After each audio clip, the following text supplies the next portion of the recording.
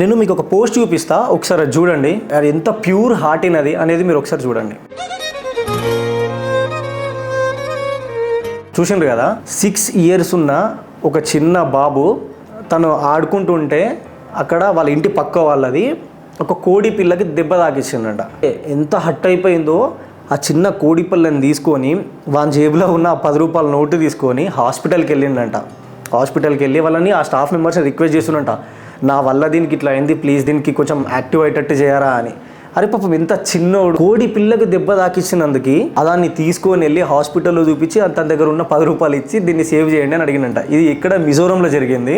ఇది సోషల్ మీడియాలో చాలా సర్క్యులేట్ అవుతుంది. అంటే ఎవరైతే చూడలేరో వాళ్ళకు కూడా ఒకసారి తెలవాలా ఇది అని చెప్పేసి నేను ఇది చేస్తున్నా.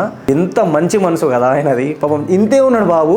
ఆయన ఫేస్ చూస్తే కూడా పాపం ఎట్లా అంటే ప్లీజ్ ప్లీజ్ రిక్వెస్ట్ అన్నట్టు ఇంత రిక్వెస్ట్ చేసుకుంటూ అడుగుతున్నాడు. కోడి పిల్ల ఒక చేతిలో, ఒక 10 రూపాయల నోట్ ఒక చేతిలో, దీన్ని సేవ్ చేయరా అని చెప్పి అడుగుతున్నాడు.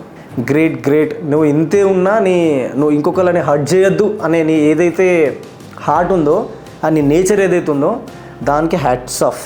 మీరేమనుకుంటున్నారో తన గురించి కింద కామెంట్ చేయండి. వీలైతే షేర్ చేయండి అండ్ లైక్ కూడా చేయండి ఆ బాబు కోసం అట్లీస్ట్.